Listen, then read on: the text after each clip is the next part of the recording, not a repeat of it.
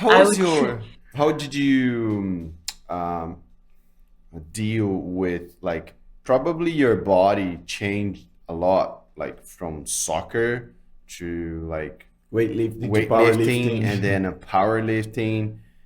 How you start to deal with your image, like your body image?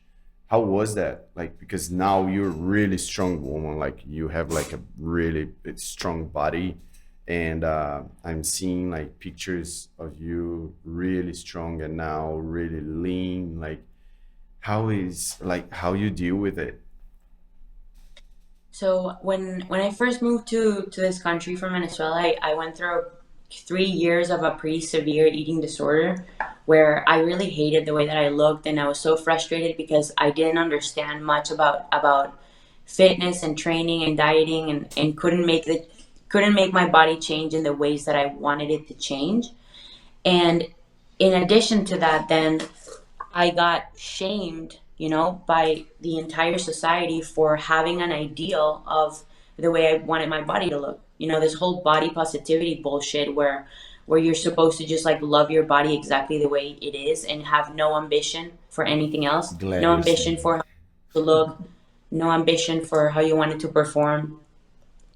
Um, and I thought that was such bullshit, because I was being made feel bad for having an idealized version of my body, I guess. And so that led me to go through, depression, anxiety, and binge eating disorder, and a super unhealthy obsession with fitness. Like what I was trying to do was to always exercise an equal amount to the amount of calories that I was consuming. Like it was so bad, so Because unhealthy, and you it was so were, miserable.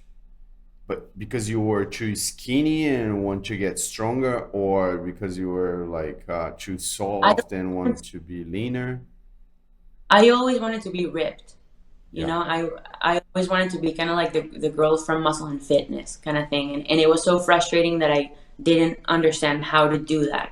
And the information was so conflicting. Like, there's someone tells you to do 10 reps, someone tells you to do 20, someone tells you to eat keto, someone tells you to eat carnivore. Like, I don't know. I'm so confused. And that was kind of my initial kind of experience with wanting to change the way that my body looks. And through finding CrossFit and changing the I guess the perspective or the goal from how I wanted my body to look to how I wanted my body to perform, that was incredibly powerful and transformational for me. And I really owe that to CrossFit. And since then, that's been my mindset. Like, I really have no attachment to the way my body looks. I have a much bigger attachment to the way my body performs.